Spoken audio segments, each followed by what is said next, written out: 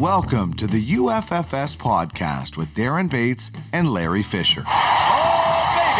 Shining a spotlight on the most realistic fantasy sports platform ever. If it happens in Ultimate Franchise Fantasy Sports, you'll find out here. UFFS, you own the game.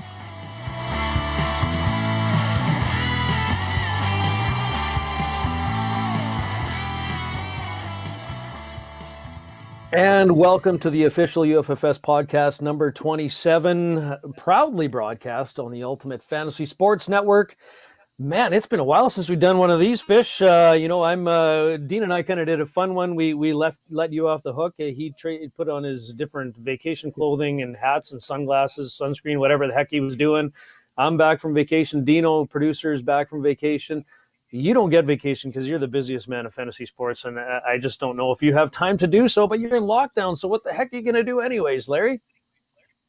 Exactly. Yeah, it's a rainy day here too, so nowhere I'd rather be than on the UFFS podcast and teeing up the futures auction today for the hockey scouts in UFFS. So yeah, it's another exciting weekend of all things UFFS.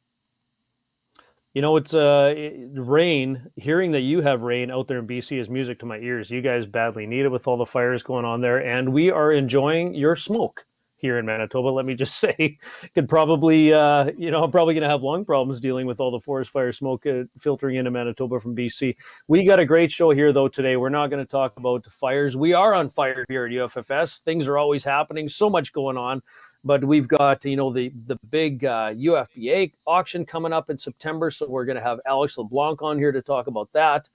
In the basketball stratosphere, we got this cool thing called Rimpage. So Patrick Johnson's going to join us from Rimpage as well. So excited to learn more about that. I heard a few bits and pieces in Vegas. Still trying to grasp the concept of that. That's going to be cool. And Larry, we have, we've been talking about football a lot here, obviously with the UFAFL auction that happened in Vegas just over 2 weeks ago.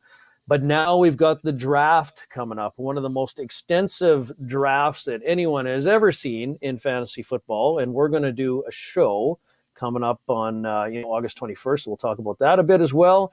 And we've got a UFAHL contest. We'll give some very slight details on that.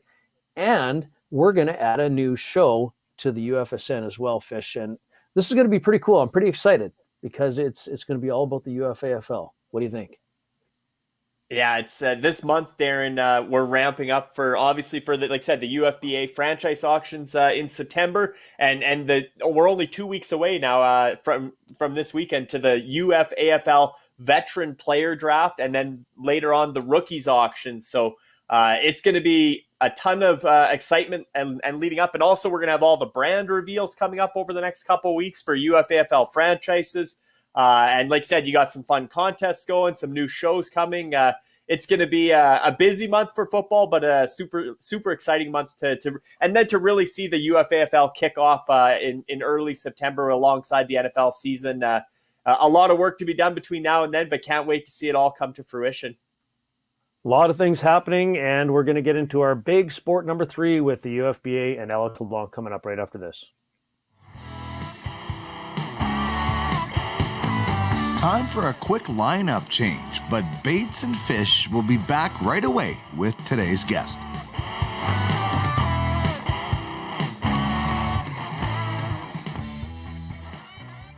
Well, here we are back with a very, very special guest. It's been a couple of weeks since is it 2.5 weeks since I've seen you last? Alex LeBlanc, head of football. No, I got football in the brain, Alex. Basketball operations for the UFFS, UFBA. I love the poster behind you. I see Van Fleet, I think, jersey hanging up to your, I can't tell if it's at your left or right, but, so happy to have you here on podcast number 27. Welcome to the show. Yeah, man. Thank you very much, Darren. Very excited to be here. I think it's been about the 2 weeks there since we saw each other in Vegas, and man, that was so much fun meeting everybody and establishing those personal connections. Shaking hands a bit, even with COVID considered, making sure we wash our hands right after. But it was great. Putting a face to the name, meeting people, and just seeing the passion that is exuding from this community as we grow it out, not just with the UFF platform, but our partners with AO Sports and Fancentric and Chip In. It's really exciting, and to see the passion and motivation from these guys, trying to empower the athletes as the basis of what we're doing here. And it's powerful, it's motivating, it's exciting to be a part of. Well, empowering the athletes, it's athlete take back. That's the movement we have created. Love the hat, by the way. One of those items that we all picked up, or some of us were able to pick up in Vegas, and it was nice to meet you as well. But you're here for a very specific reason. We've got UFBA in the background behind you there. Big launch of UFFS third major sport here, basketball. It's a big one. And Larry and I, we already talked about this. We're not big basketball guys. You met me, I'm all of 5 foot, whatever. I did play basketball, but it was never going to be my sport. And, I don't follow it all that much. I when the Raptors do good, I follow it, but other than that, I don't. So we're going to lean on you pretty darn hard here. And that's why we've put you in this position. So going to have an auction in September. We're going to kick this thing off. It's going to be as exciting as anything. Building the rule book, building the structure. How is this elite league? How's it going to work? And where has most of your focus been so far to this point? Most of the focus so far had been in recruiting what I'll call the fantasy specialists. So myself, I consider myself a fantasy sports specialist in that I've just loved fantasy sports my whole life and have played them literally my whole life between all the major sports.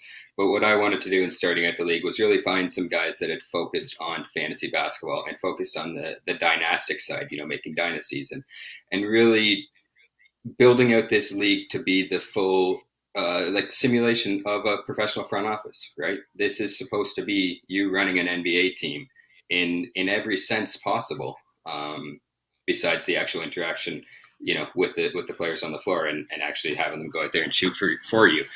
In this sense, it's going to be the full roster. We have 15 players for the starting roster. We've got a full protected squad. We've got full salary cap. And right now we're actually working out some possible ways that we could incorporate the luxury tax system still to give you that ability to possibly build that dynasty or that super dynasty team. The super maxes we're seeing in the NBA where you have 3 or 4 of the big stars loaded up. If some GM out there is able to wheel and deal and trade for that talent, we'd like them to be able to roster it. So, as much as we can replicate the NBA in fantasy, that's what we're going for here. And then to keep things as similar to our other leagues so that we can all keep playing as many of them as possible. Because there's more than just me that likes to cross over between sports. And that's a growing community here. So it's been really cool. I've worked with 3 guys so far and bringing them on as the lead to lead our league out for year 1 here. That's going to be Brandon Woodward, who goes by B-Dub, who actually started up what is called Fantasy Basketball International with his co-founder, Matt. And they run over 100 dynasty leagues every single year with a group of GMs of over 1,000 players in their community. So it's going to be really great to be, first off, reaching out and sourcing a lot of the GMs likely for our league through that group, as they've got players that have been playing this dynasty style and have played similar scoring styles to what we've actually come up with here. So those guys are really going to have a leg up, likely on people coming in looking to understand the rule book, as this has been something that we've sort of developed with the ideas that my guys have tried over the years in the leagues they've been playing in and running. Between Brendan, McCade, and Rhett, they've got about 35 years of commissioning experience. And that's quite a bit when you consider that, fantasy sports has, I guess at this point, there's people that have been playing since about the 90s with paper and newspapers and, tracking it manually. But it's only been online since, the mid 2000s. And so to have that much experience makes me really excited about where we're starting out from the league. That ideally we don't have to make too many changes once we present it to the ownership groups, and that we really start with, a really good starting point that really replicates and shows NBA players true value into a fantasy system where they can now be a part of it and get paid as well, with our whole idea here of the athlete empowerment. Well, Alex, That I think sounds this awesome. is like building an enterprise, right? That's exactly what you're doing, and having that experienced front office is going to be very important, because this is a very, very dynamic and fantasy league, high stakes, elite, and so many moving parts. Now, what I'd like to ask you is, how do you see the UFBA or this fantasy league different from all these other dynasty leagues that are out there? Well, that's where I've leaned on my guys. I come up with a score. What we're looking to do is replicate the NBA, right? But it's not that easy to do. What we've had in the past are either points long or season long points leagues, which have some merit, but guys end up not as excited because generally you can pull up the stats from last year and come up with the rankings of who did what, and there tends to be less strategy involved. So we really like the idea of the head-to-head format, because there's different ways you can go about it in punting stats, in categories, and actually team building. But then we've tried to take it an even step further. And we really like the idea of matching the NBA's amount of games played for a team, with the 82-game season. So we're looking to actually shorten the matchup. So it won't be a week-long matchup. It'll be 4 or 5 day matchups. And there'll actually be 2 matchups at once, which will get us to an 82 games played season. And what this will help us also do is eliminate the situation where when you're playing head-to-head and you might be the 4th or 5th best fantasy team that week, but you played the 2nd best fantasy team and you end up with a loss.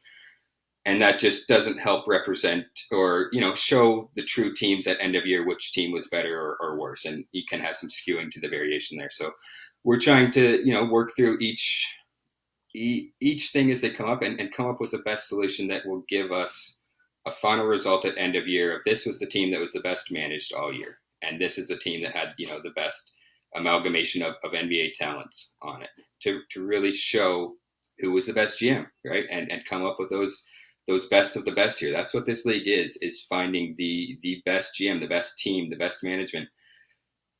This league is for the elite, right? For the elite of the fantasy competition, for those who think they know best and really want to put it all on the line and prove that. And then once we add in the dynamic with the players attached and their NFTs, it's going to get really cool and exciting of how this is not just going to be your average dynasty league. You've got the leaders in daily fantasy sports with the Draft Kings and those guys. Well, we are going to be the leader in the dynasty fantasy sports. This is going to be the home and recognized as the true NBA dynasty league. As the one of one, which is sort of what we've been going for with everything we do. This is exclusive, it's unique, it's elaborate and extensive.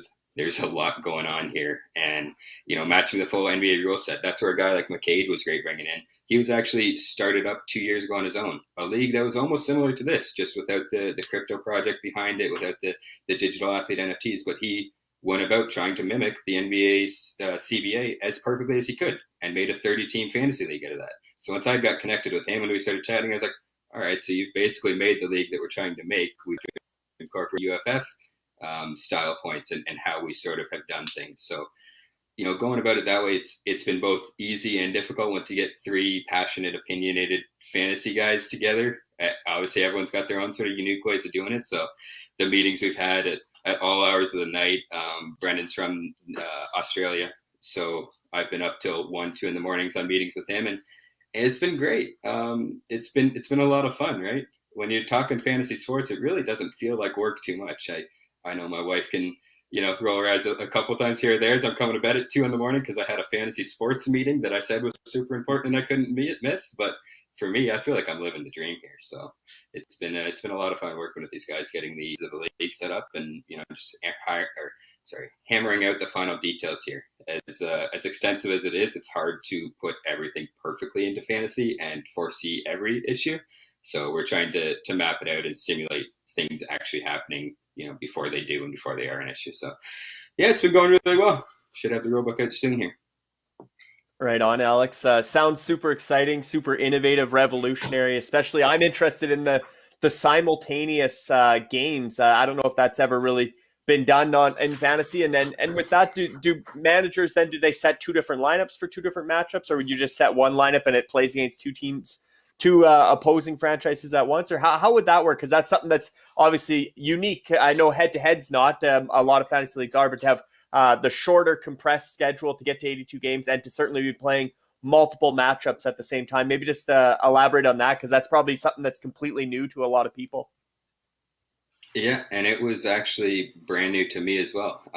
It's something on the FanTrack site, which we're going to be using for year one here, that actually just sort of popped up as we're going through the different settings. We tried to really take a slow approach as we went through the FanTrack site to figure out how we could best use everything in every way. And, when we saw that option, like, okay, wait a sec, we could have multiple matchups a week. Like, how would that work out?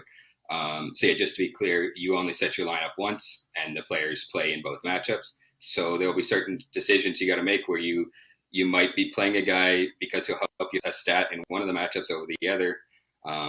But in general, I mean, you're going to be looking to play as many guys you can each night. So there won't be too many decisions that come down to sitting a guy. We don't like the possible restricting of players playing. And in the NBA, I mean, it's a little tough because they in essence dress 15 players or so every single game. But if you really look at it, only about 10 to 12 ever touch the floor in any given game. And then in the playoffs, it gets even less. So we've tried to sort of come up with the roster breakdown that would, again, best mimic that. And so we're going to look at having the 15 players on your roster and about 12 active every night, or between 10 and 12 active every night. But that should hopefully reduce the ability for any guys to be sitting, but also balance out people trying to call guys up from their protected squad to get them playing as well and sub those points in, like guys who are used to playing waiver wires. Well, that doesn't exist as much or not in the same way that it does in your typical quick add and drop fantasy leagues. We have our waiver auctions, which allow players to be picked up by other teams if you want to send them down. And there's really no free agency to be picking from. You're using the players you've acquired and saved up in your protected list. So drafting, scouting, that's all going to be super important, just like it is in the professional sports, right? That's what we keep coming back to here, is that we are creating the professional fantasy sports league. For sure. And having those fantasy sports specialists, I know you play across the board, all types of fantasy, but having guys that are specific to basketball, you did introduce Brandon B-Dub, you introduced McCade a bit. What about Rhett? Maybe tell us a little bit about Rhett and how he fits into the picture. And I don't know if you've defined roles yet, who's going to be commissioner or director of scouting, or if they're going to be co-commissioners or sort of titles that they're going to have. But maybe you could just introduce Rhett a little bit and how they're going to work together as the front office for the UFBA. Yeah, so it sort of, as things have worked out with UFF Sports, it just seems to work out perfectly in different spots. So Rhett's going to be our lead on the production side and on our content side. He actually just started up a podcast about a month and a half ago or so. And he set it up. It's extremely dynasty focused. I believe it's completely dynasty focused. It's called No Punt Intended, referring to punting categories in a head-to-head or matchup style format. But he goes on a deep dive every week with him and his co about different player stats and where they have fantasy relevance. So we're going to look to bring out not necessarily the exact same show, but a UFBA centered show with that sort of aspect in. And then he's also going to be helping with the behind the scenes on the data entry side, the managing when players are added. So McCade and B-Dub are in essence our co-commissioners, with B-Dub sort of taking the lead on it with his experience and front public nature with Fantasy Basketball International. It makes him great as sort of our main face and focus to be representing this. But McCade, his experience is going to be really, really valuable in helping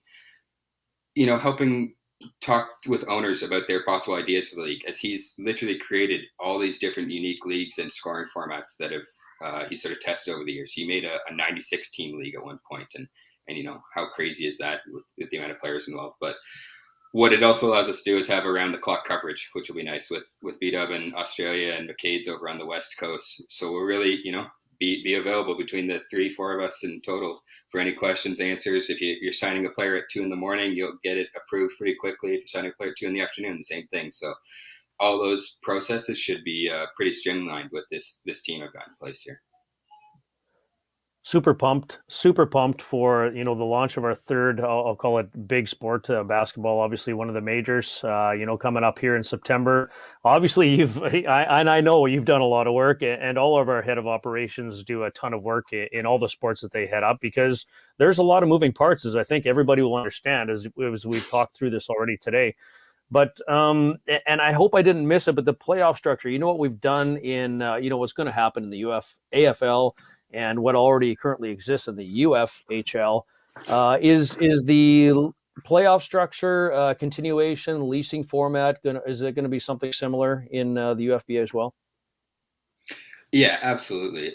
Again, coming back to how we decided, going about creating the league, trying to make it as perfect to the NBA as possible, but we also really want to mimic the other things that I think have been true successes and really revolutionary, design features for fantasy sports that we've come up with. And with hockey being the first one, whenever I'm talking about making the basketball league, I'm always like, well, we did this in hockey. And it's really just because I'm referring back to what we've done so well there, right? And the playoff format, it's quite literally brilliant. The end of fantasy seasons always kind of sucked as players are getting rested, as they, save themselves for their own playoffs. And you're there as a fantasy GM going, man, I'm just not being rewarded for having these guys, or, even the other way where you're being hindered by it.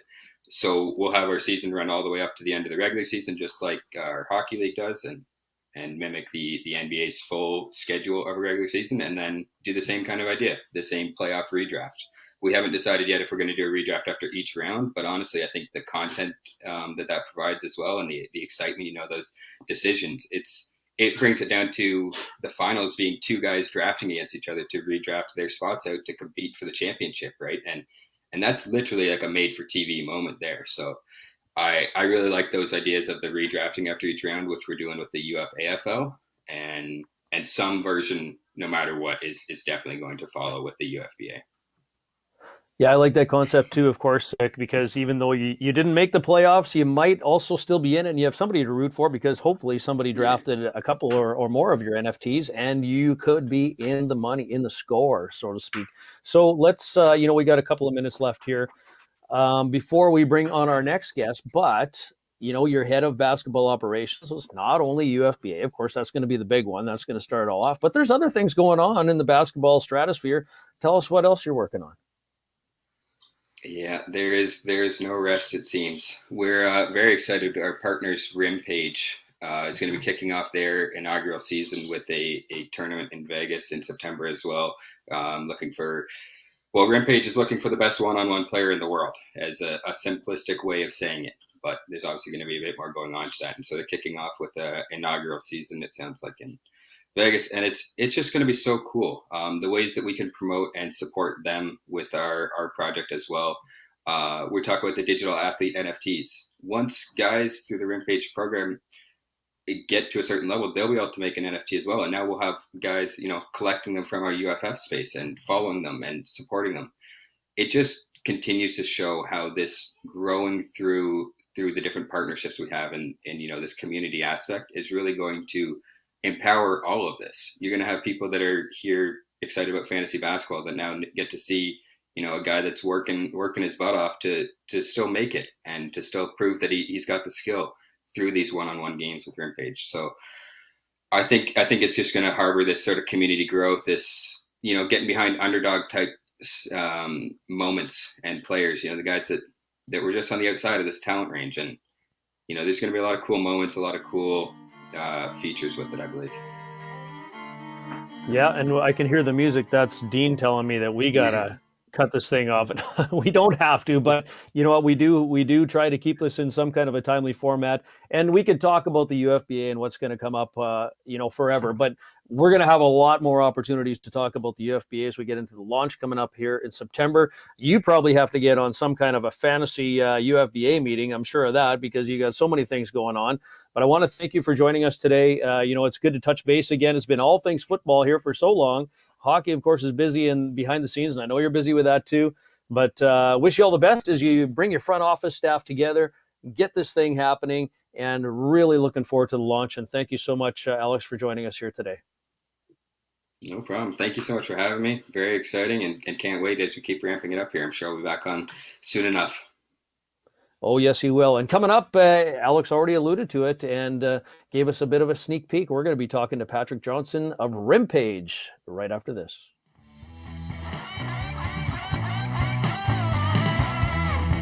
Time for a quick lineup change, but Bates and Fish, they'll be back right away with today's guest.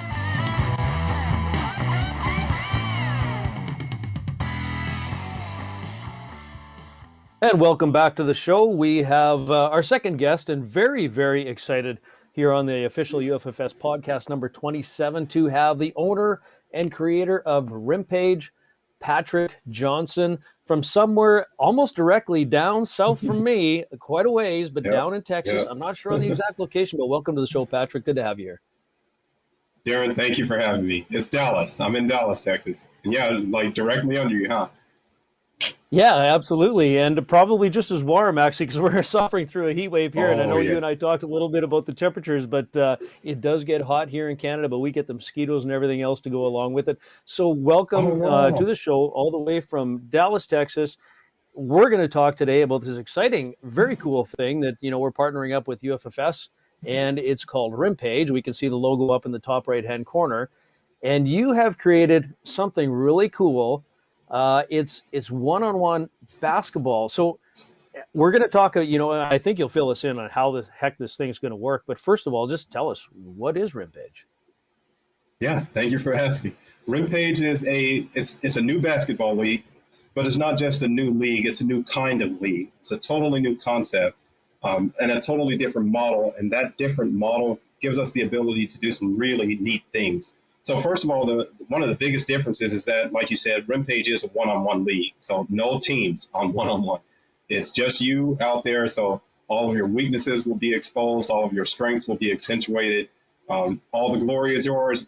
Like what I usually say is all the fame and all the shame. It's all yours.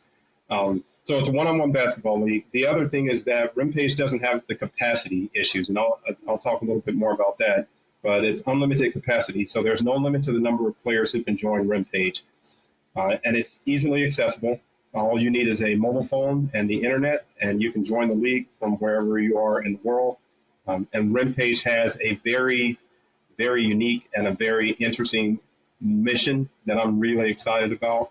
What we want to do is find the best one-on-one basketball player in every city, in every state or province, and in every country on this planet. This sounds amazingly cool. And I don't know if I'm excited by exposing my weaknesses or not, but, you know, it's going to put it all out there, man. You got no other teammates to hide behind. Absolutely. You're going to get it done if you're having that off day, because that happens in all sports, right?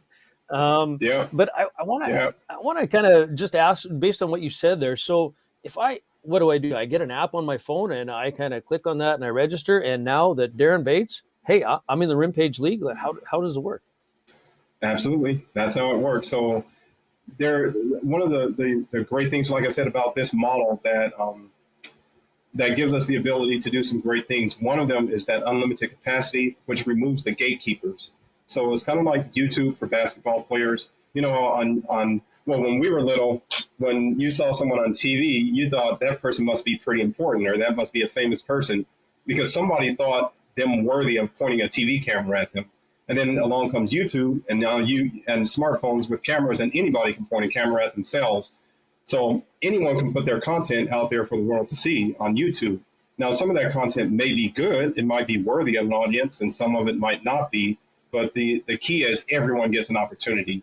And so basketball is like the YouTube of basketball players, where there's no gatekeeper to say, hey, you're good enough to play in this league, but you're not. If you have confidence in your ability and you think you have a chance at winning that city, state, or national championship trophy, go for it, is what we say. And now some of the players that get on YouTube or on Rimpage might not be very good, and some of them might be like superstars. That's the thing we're excited about is discovering these superstars that are not getting the opportunity out there. And so that's the key thing. Everyone gets an opportunity. So what will happen is, you decide you're good enough to play for the city championship, and whatever city you're in, you go to either the app or the website and you join Rimpage. It's free to join. And then after that, you play whoever, wherever, and whenever you want. So you create your own schedule. You start lining up one-on-one matches against other people in your city. you get a profile page on Rimpage that holds all of your stats and all of your matches, like your match history will be on there, your stats, your significant achievements will be on there. You can also search for other players in your city, check out their profiles, and then if you want to play that guy, send him a challenge. He gets a pop-up on his phone that says, this person has challenged you to a match at this date, this time, this location. If you like the chances, then you click I accept, and the two of you show up and play. You always have to film it, though. That's how you certify your match results. So we don't just have a guy saying, hey, I played against this guy and I beat him.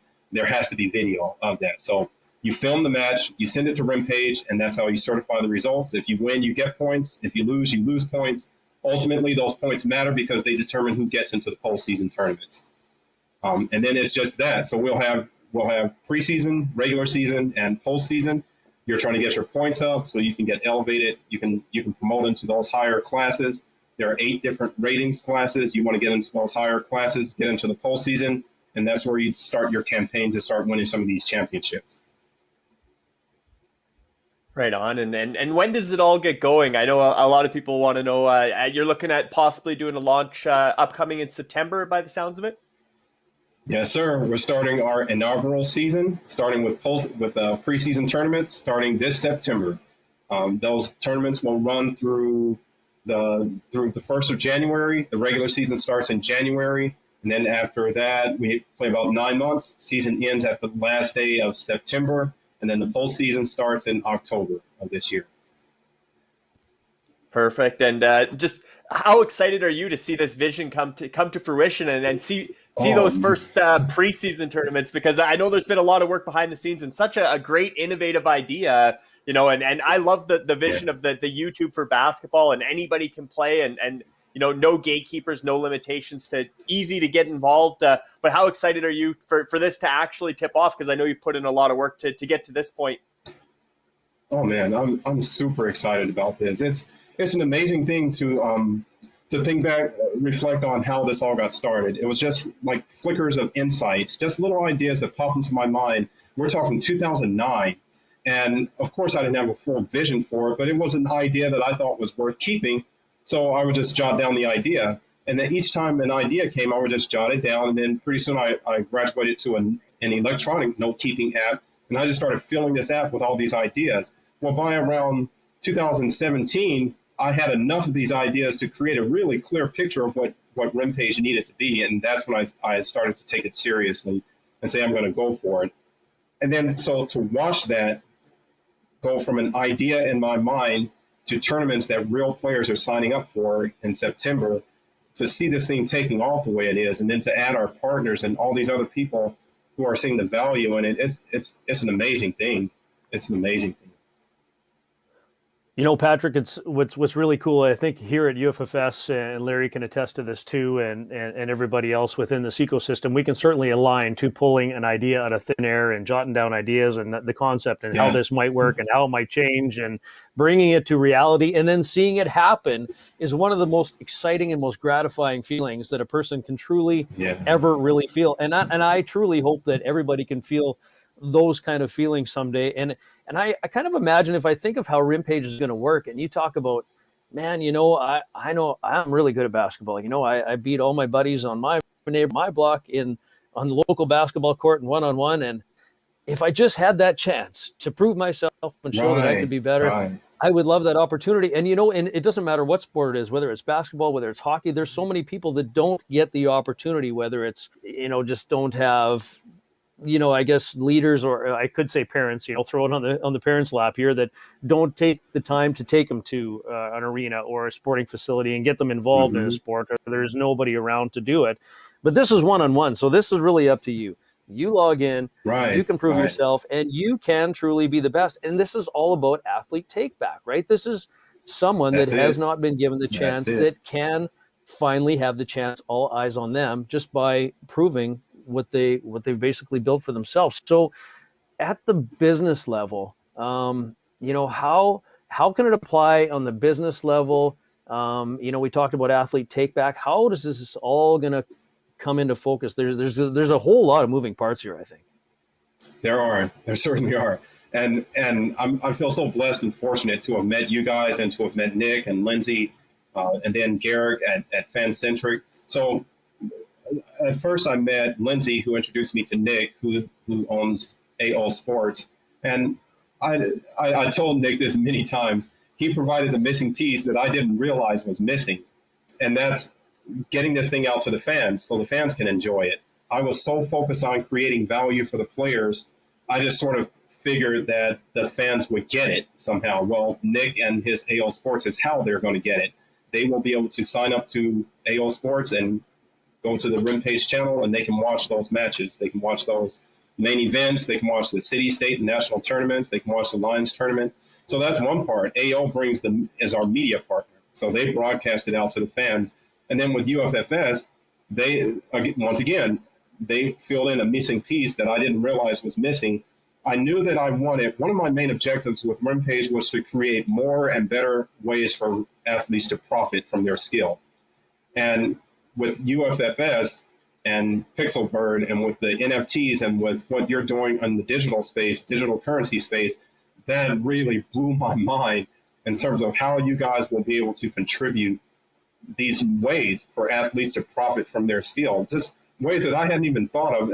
Just intuitively, I knew there was a way, but you all came and showed me what the way is, and now I have a clear path to delivering that with the NFTs and the digital currency and all of that. The vision is all coming together, and as you mentioned, with partners like Fancentric and AO Sports and Nick Lewis and AO Sports TV, this is just explosive how this thing has the ability to take off and be much bigger than even what we're talking about here today. But I want to go back to when you and I spoke, and I met your business partner Sharisa as well, very nice lady, and yourself. And yes, sir. I'd heard of Rimpage, but I hadn't delved in. I didn't really know what it was about, and I was trying to get my head around this one-on-one and how this was all going to work. And I said, "Hey, Rimpage, the name, like that just sounds angry. It's like got to come from Rampage, doesn't it?" And you said, "No, that's not really it." But so you said it was more about stages or pages or something. Can you expand or explain that? Yeah. Well, first of all, the name Rim refers to a basketball rim, and the original idea was to have pages on the internet, like web pages about basketball. And so Rim and Page is where that came together. But then also I wanted to play on this idea of a rampage, because a player certainly can get on the stage and disrupt the whole thing. That's one of the things I'm really excited about, is to see who joins. I know there's a superstar out there who's going to get on this thing and tear it up. He's going to go on a rampage and he's going to become a star. A whole lot like Conor McGregor did in the UFC. When he came in and out of nowhere, and then he just shot to the top. So he just kind of went on a rampage. So it's rampages for the guys to go on a rampage. Yeah, absolutely. Now, the other thing about stages is every opportunity or every court where a basketball player can play is a stage. And some stages are bigger than others. The NBA is probably the biggest stage in basketball right now, but in terms of popularity. And that's because of all the rewards that players expect to get if they become like a top 10% NBA player. But in terms of capacity, the NBA is actually a pretty small stage. They only have, I think, 31, 32 teams and only a certain number of roster spots on each of those teams, and then they're at capacity. So I think it's somewhere around 450. So let's say you have 450 roster spots and you have 500 excellent players. What happens to those extra 50 excellent players?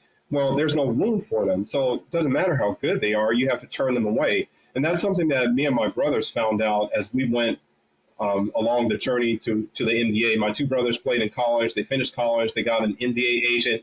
He got them some workouts with NBA teams, I think Houston and the Spurs and the Mavericks they worked out for. And ultimately, it didn't result in a contract. And then they ended up playing overseas. And what we found out was being good enough is not always good enough.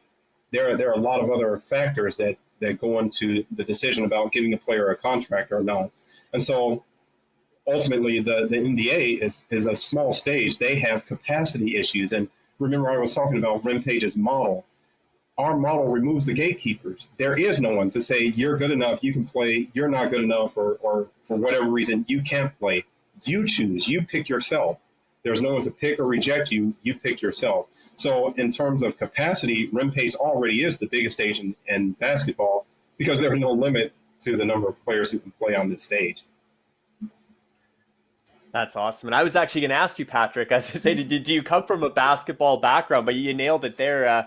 Your brothers were, high level, almost NBA caliber players, had pro careers in Europe. Yourself, you grew up playing the game. So like you go back to 2009 when this idea is coming along. Was that around that time when your brothers were, trying to find their way in the basketball world? Or what really sparked this idea to eliminate the gatekeepers and to really have anybody can play kind of moniker to go into a new platform? Well, certainly when I saw my brothers go through that experience, and I remember there being this huge buildup where they got the NBA agent who flew out there to the college where we were, and we sat down and met with him, and he was talking about the prospect of getting into the NBA and all that went into that. So there was all this buildup of excitement, and then when no contract happened, it was like, well, you can play overseas. They ended up playing in Mexico. And they came back after a couple of years, and then that was it. And I remember the huge letdown, like, wait a minute, that's it? That's all there is? And from that whole experience, I remember thinking there has to be another opportunity. There just has to be another opportunity. I think the stat now is the NBA is taking 3 out of every 10,000 athletes, 10,000 eligible athletes. That's less than 1%. And so Rimpage was created for the 99%. And like I said, all of those ideas, just one idea here and there, 1 month later, 2 months later, a year later, just putting them all together. And then one day looking down at my notes, it was like puzzle pieces. You just keep putting these pieces down and eventually a picture comes into focus. And when I saw that around 2017, I was like, oh yeah, this is it. This is it. I remember calling my brothers, calling my friends, and I was telling them it's going to be like the UFC. There's going to be one-on-one and there's going to be these champions and stuff. And I was super excited about it. But it all kind of crystallized from just reviewing my notes, all of my notes that I had compiled. That's awesome. And actually, when you were talking, Patrick, and you were saying like the one-on-one element and the no gatekeepers stuff, it really got me thinking about, not only could Rimpage's vision work for basketball, but this could potentially branch out to other sports, whether it's, golf or tennis, or, you can record your matches, and you could do this for a lot of different sports after, you get successful with basketball. There could be a lot more branches to Rimpage than just basketball. Is that something you've considered, that other people will join the fold that are specialized in their sport and kind of launch a Rimpage version for other sports? Absolutely. Especially because my son was very interested in football. And then, so we were kind of toying with that. But if you think about it, the model is already out there. It's already been done for us. And that's sort of where the world is technologically speaking. We're a connected world. And that technology is enabling us to do some things that were never thought of before. For example, I've already mentioned YouTube. There at one point, a TV studio had to point to you and pick you and say, hey, you should be on TV, and we'll point our cameras at you and show you to the world. And then YouTube comes along and anybody can take their content to the world and then let the world decide.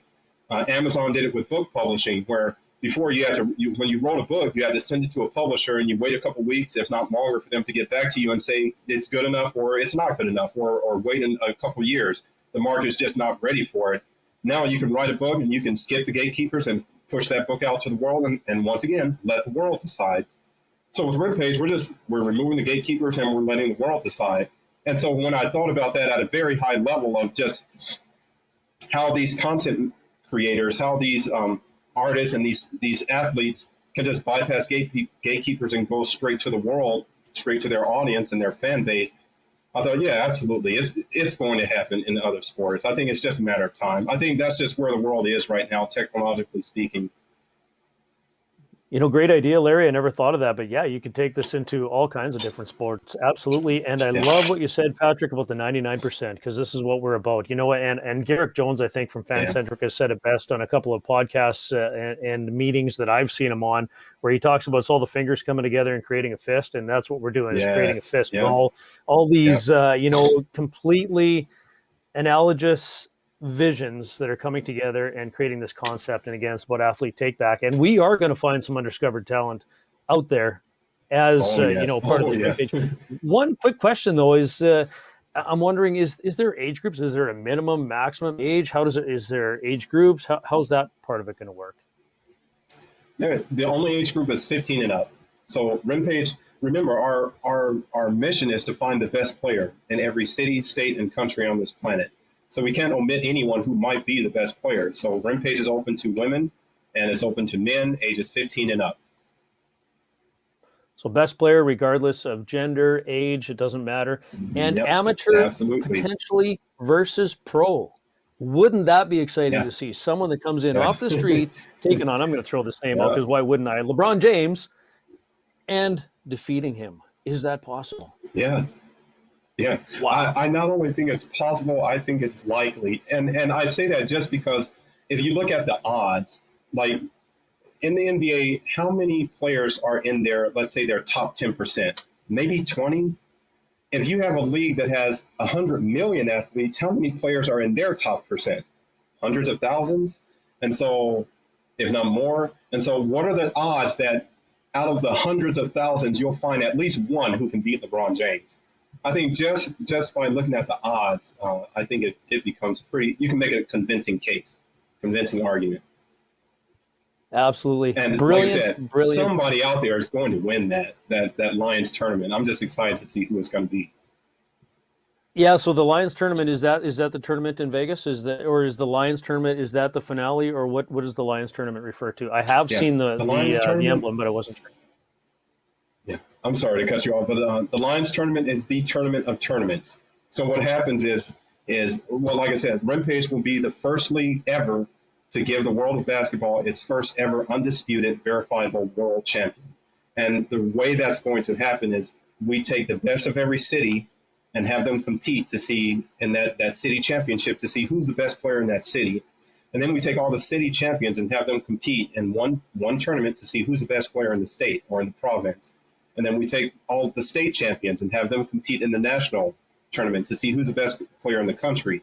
Once we have 195 national champions, so the champion of China, the champion of Australia, the champion of Nigeria, all these national champions will compete in one final tournament called the Lions tournament.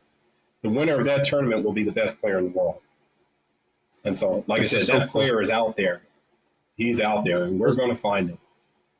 Find him or her. Him or her. Him or her. There you go. Him or her. Yeah. Absolutely, you never know. I was watching some beach volleyball and saw some 6'5" ladies playing in that, and I wouldn't want to tangle with anyone. So I'm not convinced it could be. You wouldn't want to meet them at the net. Absolutely. Yeah. So brilliant concept, Patrick. I'm so glad we were able to have you on the show here today to give us the nuts and bolts of what Rimpage is all about. It's been on in my periphery to better understand. And, we've got so many different things going on UFFS. It's hard to talk to everybody all the time, but had to get you on the show and introduce the world to Rimpage. And I think there's going to be a lot more to come. And we will be talking to you more in the future, absolutely. So thanks again for joining us today, Patrick. Yes, sir. Thank you so much. Yeah. All the best in putting everything together, and look forward to the inaugural tournament coming up in Vegas in September, and everything that UFFS is going to bring to work along with Rimpage. Thanks again for being on the show. Coming up next, we are going to talk about a whole bunch of different things. Of course, the UFHL never sleeps, heading into our third season. A lot of things happening with that. We have UFHL or UFAFL draft show coming up, UFAFL contest, and we're going to find out who Senior Drake is as well. That's all coming up right after this. This is the UFFS podcast, Ultimate Franchise Fantasy Sports, where you own the game.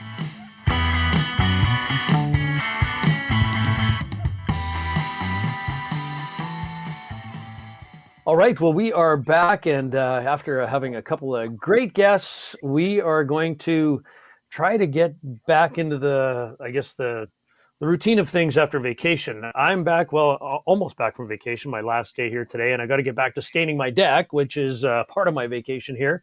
Dino's back from vacation. Fish, as I said, you're the busiest man of fantasy sports. I don't know if you get to have a vacation, but I know you have taken some time off. But I've seen some pictures, Fish. I've seen some pictures, and there's this guy out there now officially called the Senior Drake. I want to know more about this guy, Dean. Tell us. Senior Drake, what's going on? And welcome back. There he is. Yeah, thank you. You're maybe not the biggest waterfowl person, but a drake is a fully mature duck. So he is the senior Drake of our brood. He is the man who taught us how to skate and love sports and hate referees at times and hate guys that cut Brandon Weekings from World Junior teams. So he's the guy we got all of our passion from.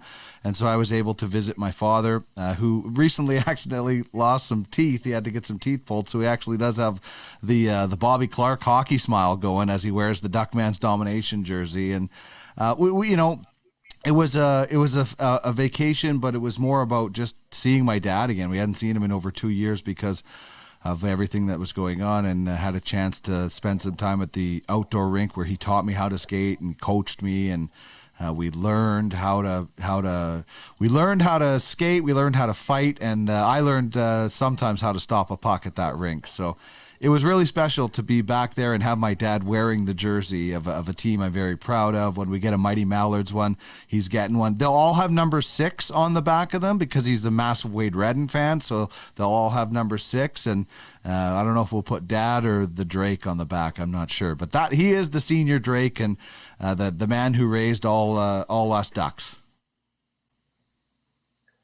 No, that's awesome. It's great to see the senior Drake and like I said, Dean, just to get home and see that the rink where you grew up on. That's it's always nice to get home, and it's something I need to make it more of a priority too, to get back to my Saskatchewan roots, home of the Mallards, nonetheless, Luseland, Saskatchewan. So I know you and Darren were crossing paths back and forth. Darren coming into Saskatchewan, and you go heading into Manitoba. So you guys got to see each other across the highway anyway at some point over the August long weekend. But it's good to have everybody back in the fold, and can't wait to, like Darren said, get back in the swing of things.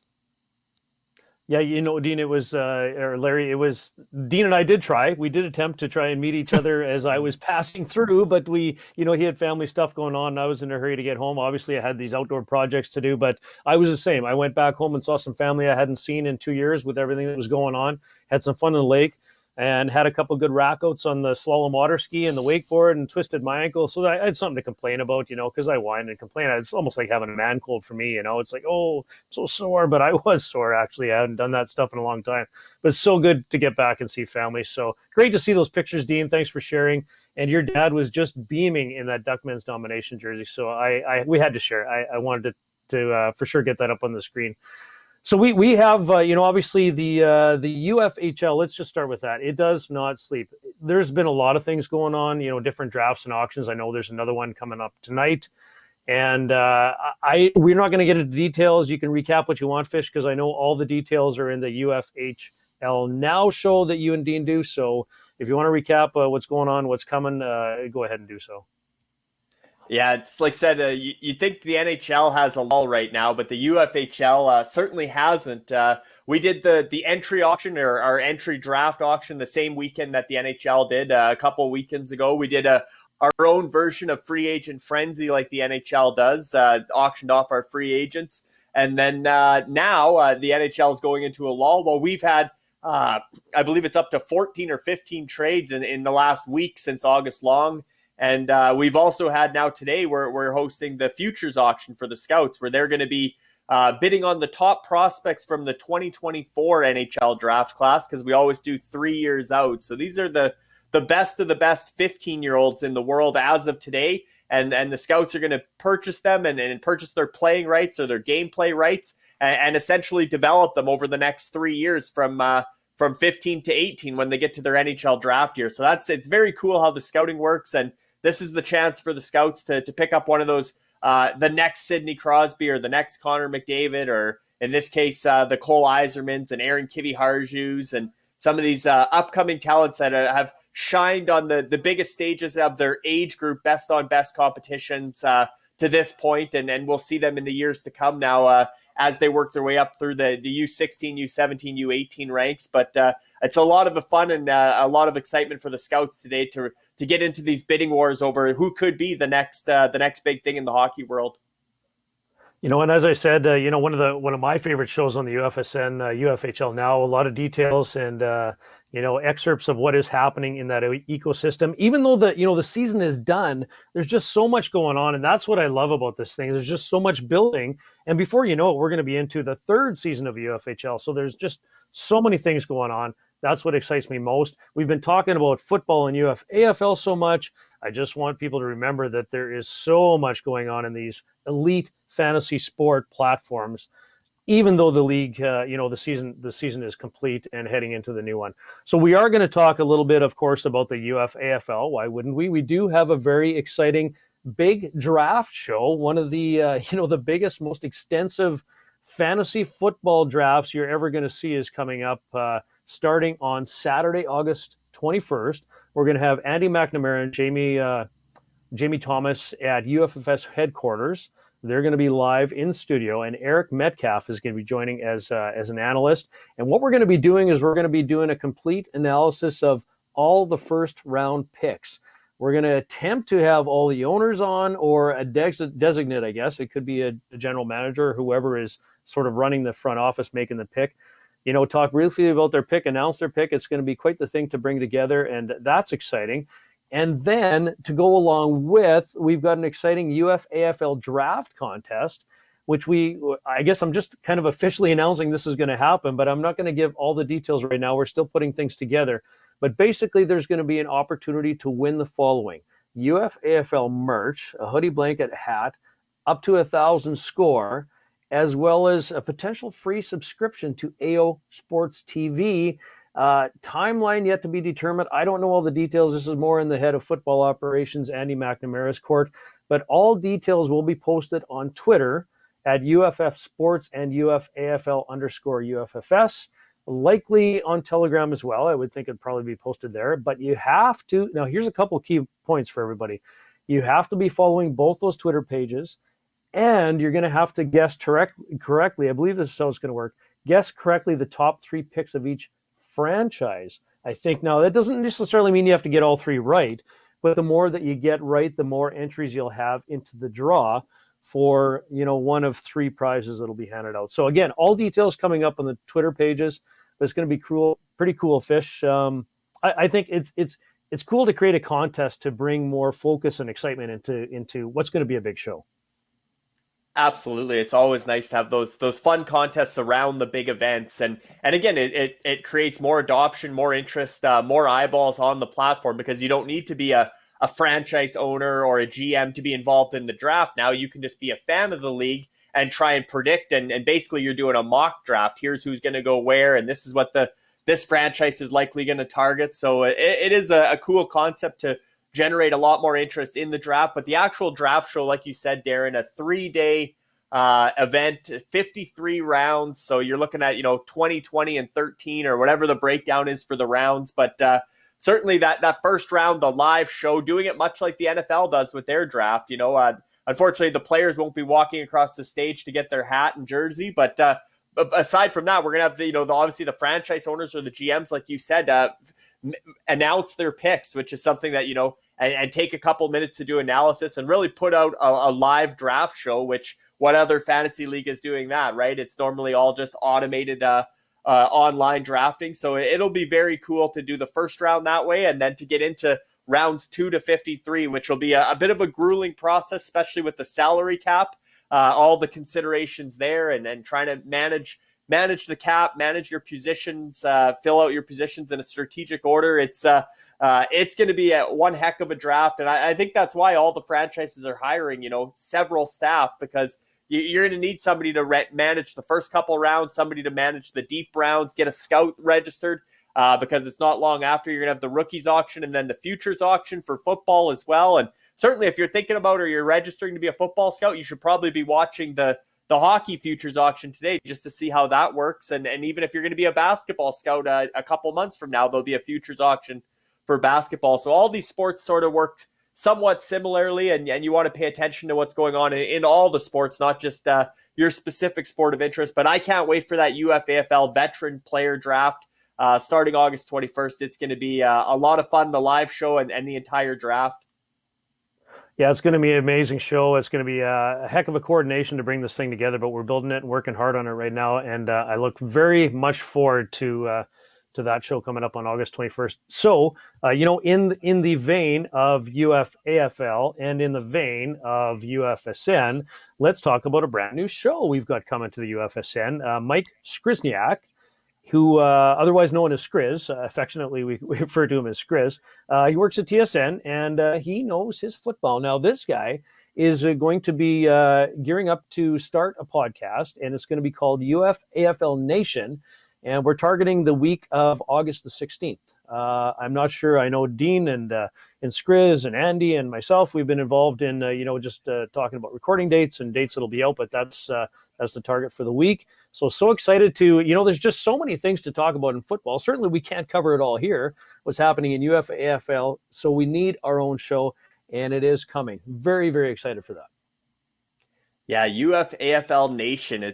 I like the sound of the name. I like I'm not that familiar with Mike from TSN, but certainly he comes well regarded as far as football knowledge. And we all know Andy and Jamie and Commissioner Max and just and some of the star power, the Nick Lewis, the personalities that are getting involved. Obviously the Carter, Vic, Terrence Crawford group, the personalities that are getting involved with the UFAFL. It's going to be great to see the guests he gets on, the topics he gets going on UFAFL Nation. So I think that'll be must-see TV on UFSN and in the future on aosports.tv as well, just to really put another spotlight on the UFAFL like we do with UFHL now. UFAFL Nation will be all about the UFAFL, the Ultimate Fantasy American Football League. And can't wait to see what Skriz has in the works for that show. Yeah, I do love the name too. It sounds big. It sounds large to me. UFAFL Nation. Love it. So yeah, looking forward to that, and we're working hard on that as well. So, talking about football, we talked about vacation and everything, and not only what else happened during vacation was I got to see my Riders play. The CFL is back. And, to be honest, Fish, I've talked about this many times. I'm a Rider fan. I'm wearing the jersey today because I'm so happy.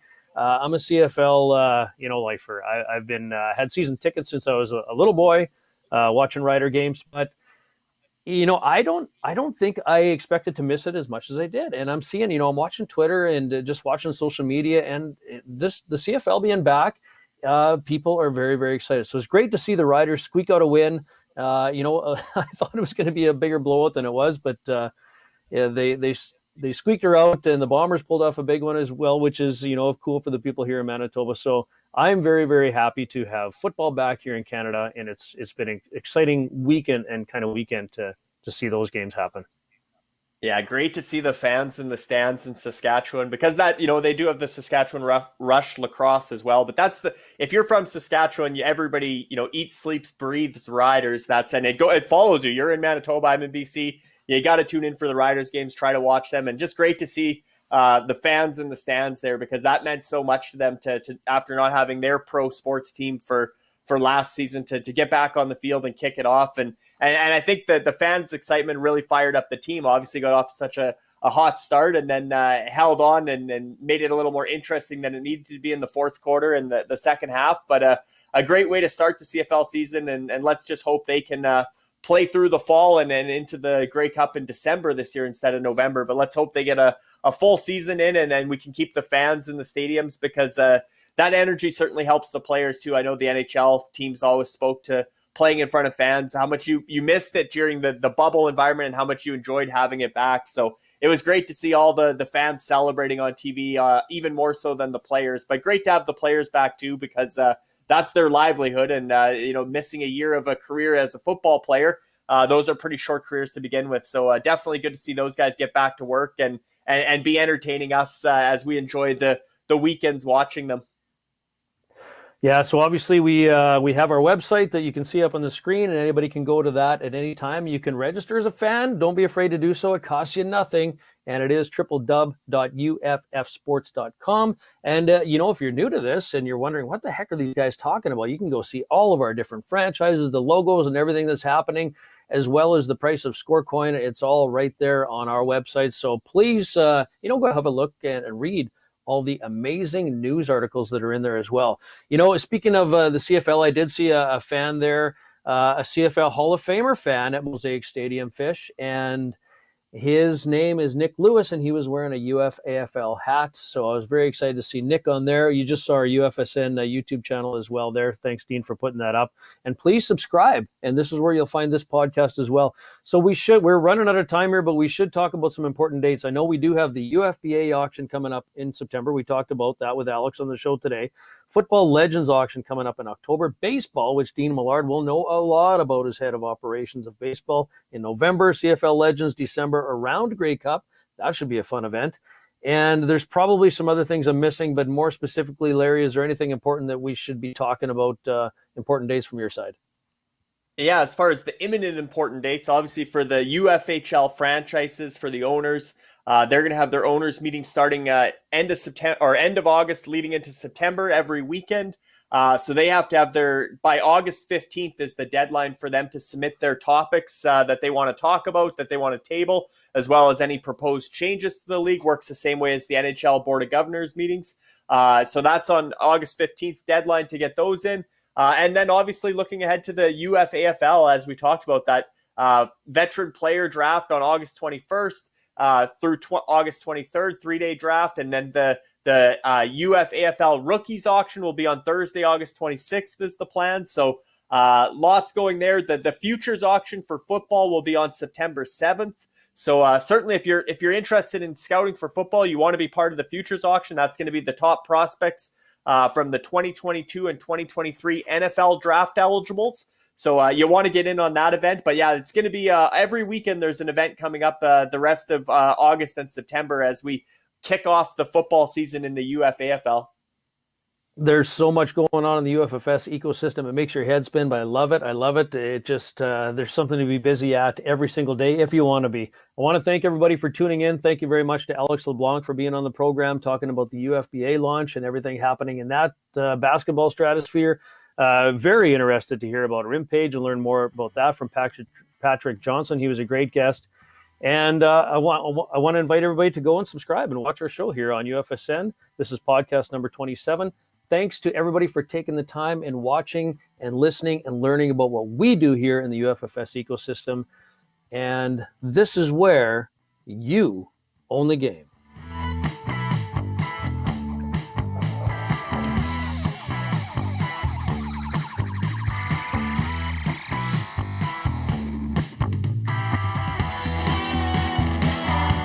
This has been the UFFS podcast with Darren Bates and Larry Fisher.